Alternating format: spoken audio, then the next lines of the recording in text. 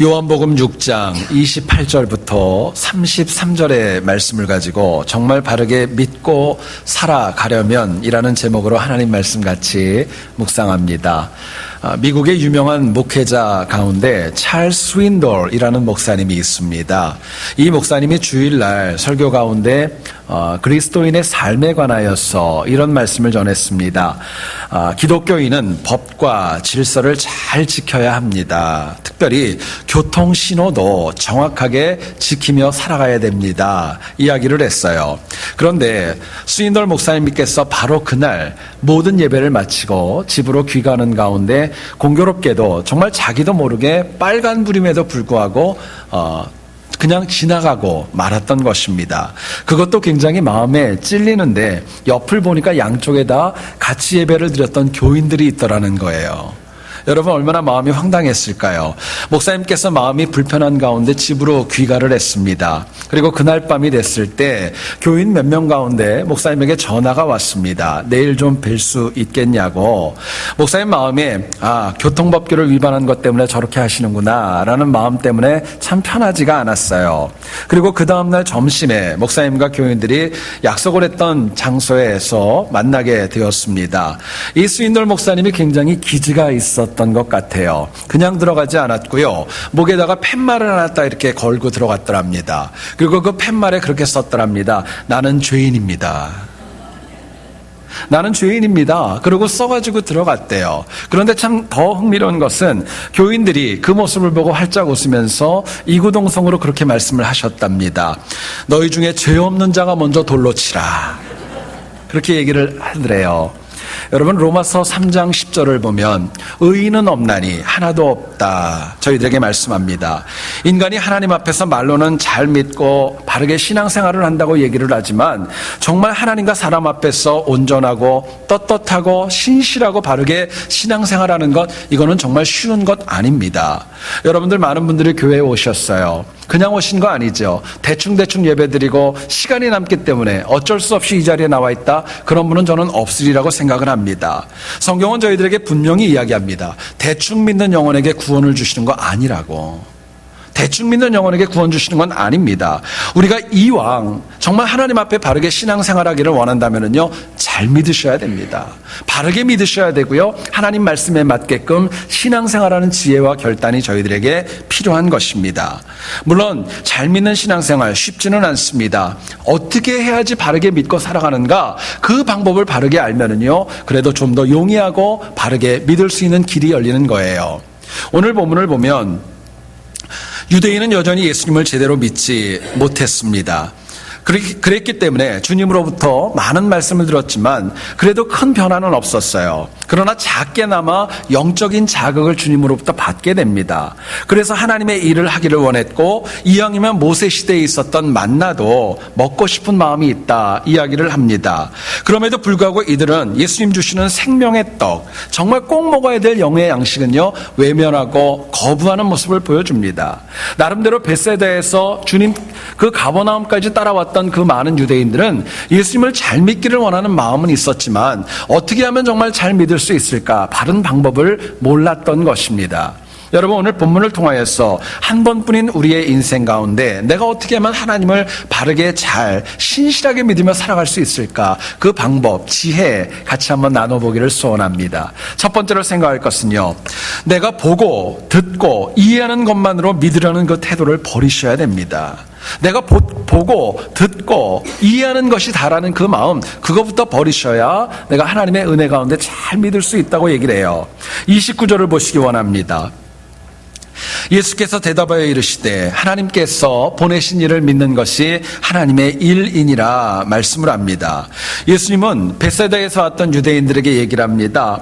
하나님께서 나를 보내셨다. 나를 믿는 것이 하나님의 일을 하는 것이다. 주님 말씀하셨습니다. 그런데 유대인들은 이 말씀을 그대로 받아들이지 않았고 오히려 주님을 향하여 반문합니다. 표적을 보여달라는 거예요. 내가 믿을 수 있는 거, 또 이해할 수 있는 거 보여달라는 것입니다. 당신이 뭘 했기에 내가 믿어야 되나 반문하고 외면했던 것입니다.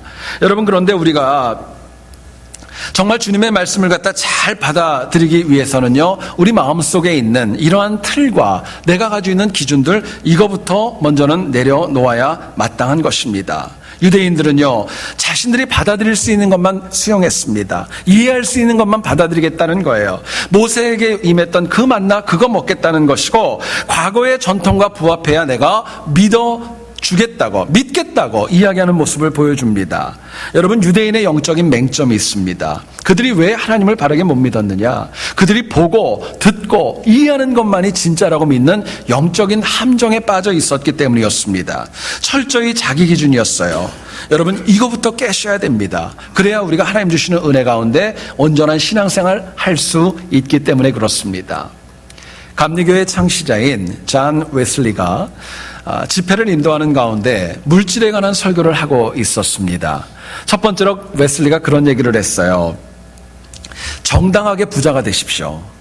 정당한 방법으로 부자가 되십시오. 이야기를 했더니 그날따라 그 지역에서 소문난 부자이면서 구두쇠로 유명한 분이 이 예배를 참석했다가 정당하게 부자가 되라 오니까 기분이 좋았어요. 그래서 마음속에 그런 생각이 들었습니다. 야, 저분 참 유명한다 그러더니 설교를 진짜 잘하는구나. 옳은 말을 하네. 그리고 감탄을 했습니다. 두 번째로 얘기를 했습니다. 가능한 한 많은 돈을 저축하고 세이브하십시오. 이야기를 했더니 구두쇠가 또 생각을 합니다. 야, 진짜 저분 설교 잘한다. 최고다. 은혜다. 하고 이야기를 했던 거예요. 세 번째 주제를 얘기를 했습니다. 여러분들이 벌어서 저축한 돈을 선한 일을 위해서 쓰십시오. 이 이야기를 했더니 갑자기 구두쇠가 혀를 차며 얘기했더랍니다. 오늘 설교 막판에 버렸다고. 이 설교 끝났다고. 마음에 들지 않는다고 이야기를 하더랍니다.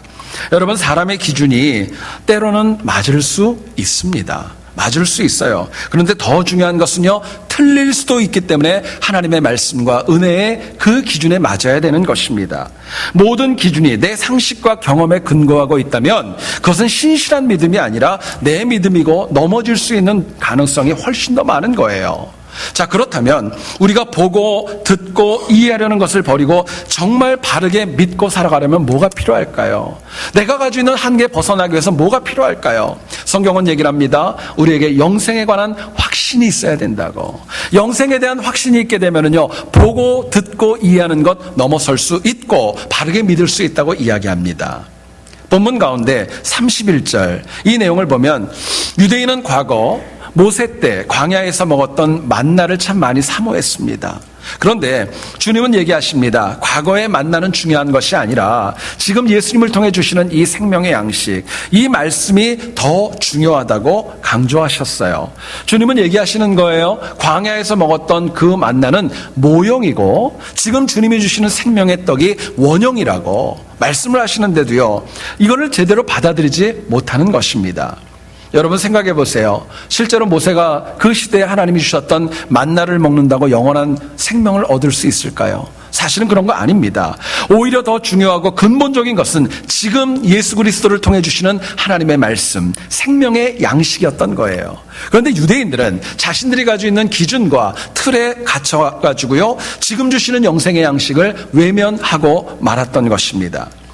우리가 정말 힘들게 신앙생활하는 이유가 있습니다. 주일이면 딴 데 가지 않고 성수주일하고 몸된 교회에서 봉사하고 헌신하고 수고하고 땀 흘리는 이유가 있습니다. 우리의 최종 목적이요, 영생이기 때문에 그렇습니다. 구원받는 거기 때문에 그런 거예요. 여러분, 그런데 문제는 현대 신앙인들이 그 고귀한 영생을 알고 있고 들었음에도 불구하고 내가 제대로 믿지 못하는 이유가 있다면 가장 큰 이유는 구원에 관한 확신이 없기 때문에 그렇습니다. 구원에 관한 확신이 만약에 우리에게 있다면요, 정말 하나님 앞에 온전하게 믿음 생활 잘 할 수 있기 때문에 그렇습니다. 여러분, 오늘날 문제가 있어요. 하나님의 생명의 복음을 갖다 윤리로 타락시켰습니다. 또 도덕적인 그런 면으로 격화시키는 모습들이 얼마나 많이 있는지 모릅니다. 지난주에 저희 교회에서 19주 과정의 요한계시록 공부가 이제 다 끝났습니다. 많은 분들이 또 많은 목회자가 요한계시록을 생각하면은 두려운 책이고 또 공포의 책이라고 이야기하는 경우가 참 많습니다. 물론 계시록에는 예수님의 재림까지 있을 성도의 고난과 박해와 핍박 말씀 참 많이 합니다. 그런데요, 계시록의 진짜 메시지가 주는 그 진의가 있습니다. 다른 건 아니에요. 어렵고 힘들지만 믿음으로 인내하는 영혼에게 영생이 있다는 것입니다. 천국이 있다는 거예요. 계시록은 고난과 핍박을 말하지 않는 거 아닙니다. 이야기하고 있어요. 그러나 천국의 영화로움에 관해서 더 많이 우리에게 말씀해주고 있습니다. 계시록은 얘기를 합니다. 우리가 나중에 하나님 나라 가면은요, 하나님을 직접 눈으로 볼 수 있다고 얘기를 합니다. 천국에 가고 새 예루살렘 땅을 가면은요, 12개의 문이 있고 정말 그 길은 다 수정과 같이 맑고 금으로 되어져 있고 더 나아가서는요, 영원히 하나님을 찬양하면서 왕노로 탈 것이라고 저희들에게 말씀하시는 거예요. 뿐만 아니라 그곳에는요, 아픔도 없다고 얘기를 합니다. 감기도 안 걸리는 거예요. 눈물도 없습니다. 고통도 없습니다. 영원한 안식이 있다고 이야기합니다. 여러분, 그렇기 때문에 계시록의 메시지는요, 소망의 책입니다. 그렇기 때문에 천국에 대해서 얘기를 하기 때문에요, 이 계시록의 내용은 복음 중에 복음이라고 할 수 있어요. 결국 계시록은 천국이 그렇게 영화롭기 때문에 메시지는 다른 거 아닙니다. 예수 잘 믿으라는 것입니다. 하나님 붙들라는 거예요. 하나님 안에서 바른 신앙생활 하라는 것입니다. 여러분, 이민자로 이 땅을 살아갈 때 곤고할 때 참 많이 있죠. 쉽지 않을 때 많이 있습니다. 근데 그 모든 것들 내가 이기기 위해서 꼭 필요한 것이 있다면은요, 영생에 관한 확신이 필요한 것입니다. 구원에 관한 확신이 필요한 거예요. 어렵고 힘든 일이 적지 않죠. 홀로 감당할 수 없는 일들 너무나도 많은 거 우리 모든 이민자들의 현주소입니다. 여러분, 그렇기 때문에 눈에 보이는 대로, 내가 이해하는 대로, 내가 듣는 대로 뭔가를 선택하고 그 기준을 택할 때에는요, 결코 생명의 길이 열리지 않는 것입니다. 힘들고 어렵죠. 정말 괴롭죠. 내 마음대로 안 되죠. 그럴수록 또 하나님 붙들고 하나님의 은혜 가운데 바른 신앙생활의 길을 택하는 지혜가 저희들에게 필요한 것입니다. 여러분, 제 얘기를 잘 들어보세요. 내가 보고 듣고 이해하여서 열린 길은요, 한계가 있습니다. 막힐 수도 있습니다. 그러나 하나님께서 저희들에게 열어주신 길은요, 영원함이 있습니다. 승리가 있는 거예요. 오늘날 세상은요, 모두가 대부분 영혼들이 얘기를 합니다. 교회 밖에서는요, 천국과 영생과 구원에 관한 이야기는요, 소설처럼 얘기를 합니다. 픽션이라고 얘기를 합니다. 사실이 아니라고 얘기를 해요. 무신론 단체인 샌디에고 이성주의 연합이라는 단체가 샌디에고 쪽으로 내려가는 그 고속도로에다가 굉장히 큰 글씨로 만든 광고판이 있습니다. 그 내용은 이렇게 되어져 있답니다. 지옥은 없습니다. 천국도 없습니다. 여러분들의 삶을 즐기십시오. 그렇게 이야기를 한다는 거예요. 여러분, 이분들의 무신론자들의 특징이 있습니다. 토요일 날마다 이곳저곳에 부스를 만들어 놓고 복음과 하나님을 갖다 배척하는 일에 열정을 보입니다. 이들은 매번 얘기를 합니다. 목적은 딴 거 아니에요. 창조론을 부수려는 것이고 복음으로부터 많은 사람들이 넘어지게 하는 거, 그것이 그들의 목적이라고 이야기를 합니다. 여러분, 근데 생각을 해보세요. 무신론자들의 어리석음이 있습니다. 하나님이 눈에 보이지 않고 천국이 눈에 보이지 않고 이해가 되지 않는다고 그것이 없다고 얘기하는 것입니다. 없다고 얘기하는 거예요. 여러분, 내가 살면서 못 볼 수도 있고 안 볼 수도 있고 그렇지만은요, 내가 경험하지 못하는 것이 없다고 누가 장담할 수 있겠어요? 다 있음에도 불구하고 내가 못 보는 거 아닙니까? 여러분, 마찬가지로요, 무신론자들이 그렇게 천국을 갖다가 없다고 얘기하는 이유가 있습니다. 천국이 있기 때문에 그렇습니다. 천국이 있기 때문에 그런 거예요. 여러분, 우리가 정말 바르게 신앙생활을 하려면은요, 다른 무엇보다도 우리 안에 천국, 구원에 관한 확신이 너무나도 필요한 것입니다. 그것이 새겨져야 돼요. 실제로 만약에 우리가 영생을 얻지 못한다면 우리 신앙생활은요, 넘어질 수밖에 없고 의미도 없는 것입니다. 여러분, 우리가 패역한 세상을 살아가지만은요, 꼭 믿고 의심하지 말고 받아들여야 될 세 가지의 영적인 명제가 있습니다. 잘 들어보세요. 첫째는 뭐냐면은요, 반복하지만은요, 하나님의 말씀대로 영생이 있다는 거 믿으셔야 돼요. 영생이 있다는 걸 믿으셔야 됩니다. 여러분, 계시록은 끝까지 영생이 없다고 고집부리고 범죄했던 영혼들을 위한 지옥과 심판을 저희들에게 이야기합니다. 사람은 신뢰할 수 없습니다. 그러나 삼위일체 되신 하나님께서 영생이 있다고 하면 있는 것입니다. 하나님의 말씀이기 때문에 있는 거예요. 두 번째 명제가 있습니다. 그 영생은요, 오직 하나님만 주실 수 있는 것입니다. 하나님만 주실 수 있는 거예요. 영생은 인간이 범접할 수 없는 하나님의 영역입니다. 인간이 여기에 관여해서 이렇게 해라 저렇게 해라 절대 그럴 수 없는 거예요. 오직 하나님께서 독생자 예수 그리스도를 이 땅에 보내시고 그 십자가 보혈을 믿는 자에게 하나님만이 주실 수 있는 영적인 선물이 바로 영생인 것입니다. 여러분, 그렇기 때문에요, 첨단 과학도 문명도 우리에게 영생 줄 수 없는 거예요. 아무리 악한 마귀가 계획을 하고 준동을 한다 할지라도 영생에 관한 이야기만큼은 절대로 관여할 수 없는 것입니다. 세 번째 명제가 있습니다. 여러분, 그렇기 때문에 영생은요, 바른 신앙으로만 얻을 수 있다는 것도 믿으셔야 돼요. 영생은 바른 신앙으로만 얻을 수 있습니다. 바울은 에베소서 2장 8절에서 얘기를 해요. 믿음으로 말미암아 하나님의 선물인 구원을 얻는다 이야기를 합니다. 우리 아이들이 찬양하는 내용 가운데 그런 내용이 있습니다. 돈으로도 천국은 못 갑니다. 힘으로도 못 갑니다. 권력으로도 못 갑니다. 학벌로도 못 가고요, 명예로도 못 가는 거예요. 천국은 뭘로 갑니까? 믿음으로 가는 거예요. 믿음으로 가는 겁니다. 오직 예수님만이 내 하나님이시고 내 주인이시고 천국의 주인이심을 믿는 믿음 가운데 영생이 주어지는 것입니다. 여러분, 그렇기 때문에 우리가 날마다 하나님 나라에 가는 그날까지 내 믿음이 신실한가, 내가 제대로 하나님을 믿고 있는가 확인하며 살아가는 것, 그게 신앙생활입니다. 여러분, 사람이요, 모든 것들을 다 가지고 있어도, 물질도 있고 건강도 있고 다 가지고 있어도 믿음이 없다면 아무것도 아닌 것입니다. 하나님 그렇게 말씀하십니다.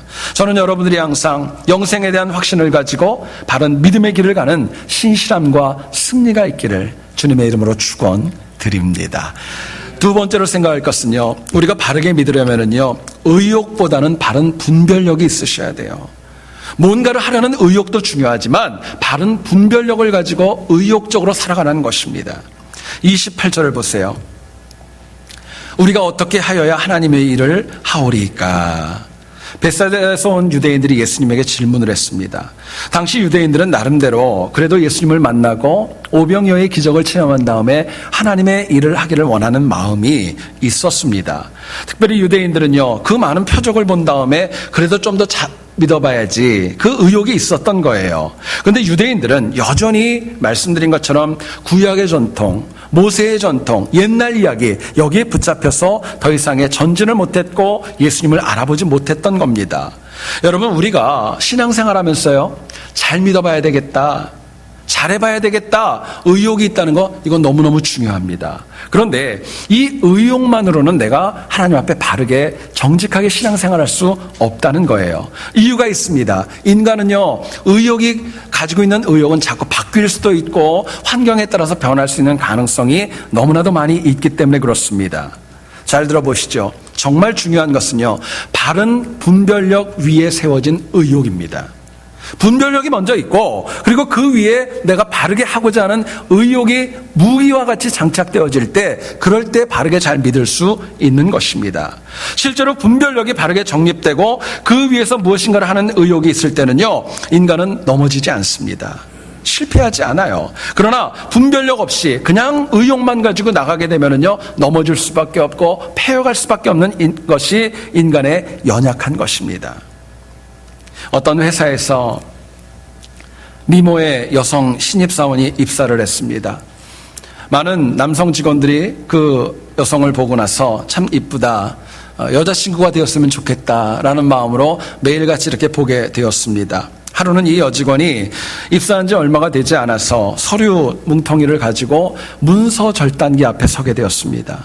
여러분, 문서 절단기가 뭐냐면요, 넣게 되면은 그 페이퍼가 이렇게 쫙 찢어지는 그런 것이 문서 절단기 아닙니까? 근데 그 앞에 서서 이것을 어떻게 쓸까 방법을 몰라가지고 주저하고 있는데, 이 신입사원을 봤던 한 남성 직원이 재빠르게 찾아왔습니다. 그리고 그 앞에 서자마자 물어보지도 않고 도움을 주겠다고 하면서 서류 봉투를 받아가지고 문서 절단기 안에 다 넣어버렸습니다.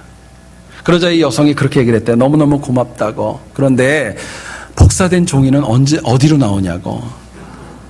복사된 종이는 어디로 나오냐고 물어보더래요. 집에 가서 생각해 보세요. 무슨 말인가. 예? 여러분, 이 남성은요, 의욕은 있었어요. 뭔가를 하려는 마음은 있었습니다. 그런데 문제는요, 바르게 분별을 하지 못했었던 것입니다. 자, 그렇다면은요, 여러분, 의욕은 없는 것보다 있어야 되지만은요, 의욕 자체만으로는 바르게 믿을 수 없다는 것을 저희들에게 얘기를 합니다. 자, 그렇다면은요, 우리가 바로 믿기 위해서 무엇을 바르게 분별하며 살아가야 될까? 뭘 바르게 분별하며 살아가야 될까 묻게 됩니다.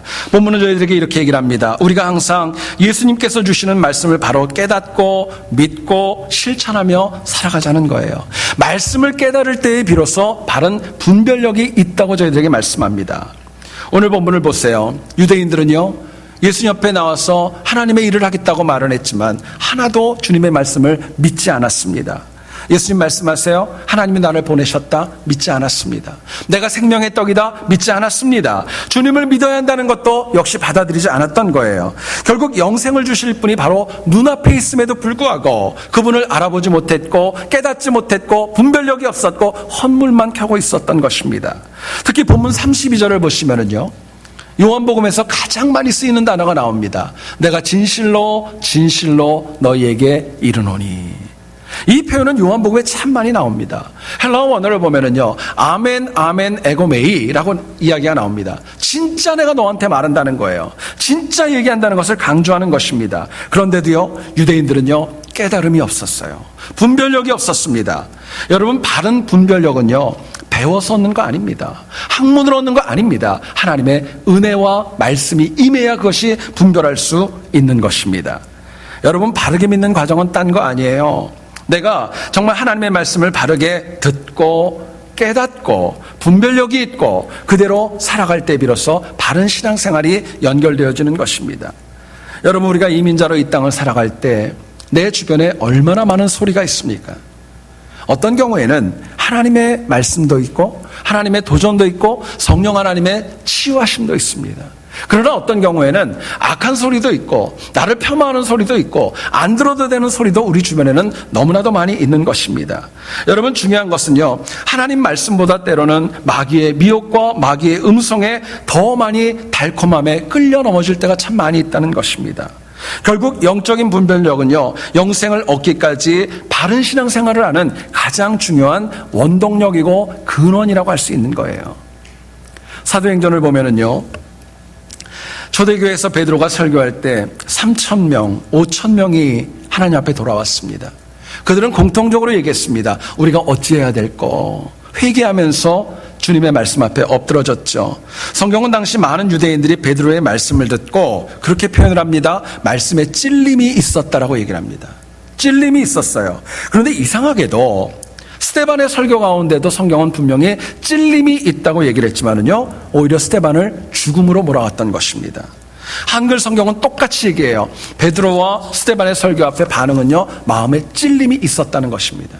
왜 결과가 달랐을까요? 다른 이유가 아니라 가장 큰 이유가 있다면요, 말씀을 듣고 깨달음이 있었는지 여부가 중요한 것입니다. 베드로의 설교는요, 그 말씀을 듣고 깨달았습니다. 바른 분별력이 있었습니다. 그러니까 회개할 수 있었던 거예요. 그러나 스데반의 설교는요, 그 말씀에 대한 깨달음과 분별력이 없으니까 유대인들이 더 흥분했고 포악해져 갔던 것입니다. 결국 죄인이 하나님의 말씀을 깨닫는지, 그래서 분별력을 가지는지 여부는 절대로 작은 문제가 아닙니다. 이거는요, 죽느냐 사느냐 생사와 관련되어진 정말 큰 문제라고 저희들에게 도전하는 것입니다. 여러분, 말씀에는 능력이 있습니다. 하나님 말씀에는 능력이 있어요. 우리의 마음속에 있는 것들 가운데 그릇된 자아와 정말 나쁜 것들 찔러 쪼개고 살리는 능력이 그 안에 있습니다. 뿐만 아니라 이 말씀 안에는 내 죽어가는 내 자아를 다시 일으켜 세우는 권능도 하나님의 말씀 가운데는 있는 것입니다. 결국 말씀을 바르게 깨닫는다는 거, 이거는요, 선악의 문제이고 나아가서는 생사의 문제로 우리에게 다가오는 것입니다. 여러분, 말씀은요, 깨닫는 것을 통해서 내가 살아날 수도 있고 죽을 수도 있다는 것 저희들에게 말씀하고 있습니다. 일반적으로요, 여러분, 계란을 깨는 방법이 두 가지가 있다고 합니다. 하나는 뭐냐면은요, 그냥 딱딱한 기구를 가지고 계란을 탁 치면 깨지는 거예요. 이거는 누구나가 다 할 수 있는 방법입니다. 근데 이렇게 탁 쳐가지고 깨면은요, 절대로 계란 안에서 생명을 구할 수는 없습니다. 두 번째 방법이 있습니다. 뭐냐면은요, 계란이 스스로 깨뜨리고 나올 수 있도록 기다려주는 것입니다. 온도를 만들어주고 더 나아가서는 오래 품고 있고 시간이 지나면 스스로 껍질을 벗고 나오는 방법이 있다는 거죠. 여러분, 이거는 깨는 것이 아니라 부화라고 저희들이 얘기할 수 있겠죠. 여러분, 생각해 보세요. 사람이 생명을 구하려는 마음이 있어야 깨지 않고 부활을 택하지 않겠습니까? 마찬가지로요, 계란을 깨는 방법도 두 가지가 있듯이 우리 앞에는 언제나 두 가지가 있습니다. 생명에 이르는 길이 있고 하나는 죽음에 이르는 길이 있다 말씀합니다. 문제는 바른 분별력, 바른 깨달음이 있어야 내 주변은 물론이고 나는 물론이고 우리의 교회 공동체가 말씀 가운데 살아날 수 있는 것입니다. 여러분, 바른 분별력이 없으면은요, 나뉘게 합니다. 깨달음이 없으면은요, 넘어뜨리는 거예요. 깨달음이 없으면은요, 감동도 없고 은혜도 없는 것입니다. 결국에는요, 하나님 주시는 영생 가운데 가까이 가지 못합니다. 문제는 죄인인 인간이 절대로 자기의 능력으로 생명을 얻도록 깨닫는다? 그건 불가능하다는 거예요. 하나님의 은혜와 하나님의 능력이 말씀 가운데 성령 하나님의 감동이 있어야 내가 말씀을 듣고 생명으로 다가가는 능력으로 다가오는 것입니다. 여러분, 우리가 가만히 보면 그런 것 같아요. 하나님의 말씀을 깨닫는 거 다 중요한 거 압니다. 여러분, 모르는 분이 어디 있겠어요? 근데 문제는 우리가 그 말씀 앞에서 겸손하지 않습니다. 여러분, 말씀을 깨닫기 위해서 분별하기를 원한다면요, 겸손하셔야 돼요. 말씀 앞에 겸손하셔야 돼요. 현대신앙인의 문제가 있습니다. 하나님의 말씀 아래에 서야 되는데 하나님의 말씀 위에 쓰려고 합니다. 말씀을 받아야 되는데 말씀을 분석하려고 합니다. 평가하려고 하는 거예요. 여러분, 내 기준과 생각대로 이거는 누가 전하는 것은 하나님 말씀이고 누가 전하는 것은 하나님 말씀이 아니라고 단정을 짓기 때문에 하나님 주시는 은혜 못 누리는 것입니다. 그런데 겸손한 영혼은요, 언제 어디서 누구와 무엇을 해도 말씀 앞에 낮아집니다. 깨달음이 있습니다. 내 이야기로 듣는 거예요. 분별력이 있습니다. 바른 신앙을 할 수 있는 능력으로 하나님이 채워주신 것입니다. 성경을 보면 이런 말씀들이 있습니다. 꿀송이처럼 달다. 꿀송이처럼 달고 살아서 운동력이 있고 내 길과 인생의 빛과 등이라고 얘기하고 살아계신 하나님 자신이라고 얘기를 합니다. 무슨 내용이냐? 성경 가운데 다양하게 하나님의 말씀의 능력, 말씀을 깨닫는 자가 고백한 성경에 관한 특징에 관한 내용들입니다. 여러분, 우리가 정말 바르고 신실하게 믿으려면요, 말씀을 사랑해서 깨닫는 은혜가 필요합니다. 분별하는 은혜가 필요해요. 저는 여러분들이 평생 동안 말씀을 깨닫고 바른 분별력 가지고 바르게 신앙생활할 수 있기를 주님의 이름으로 축원드립니다. 이 은혜 가운데 세워져 가고 이 은혜 가운데 교회를 세우고 이 은혜 가운데 우리 가정을 세우는 것, 여러분, 그게 신앙생활입니다. 하나님께서 우리에게 말씀하십니다. 하나님 말씀을 붙잡고 바르게 깨닫고 분별해서 승리하는 우리 모두 될 수 있기를 다시 한번 주의 이름으로 축원드립니다.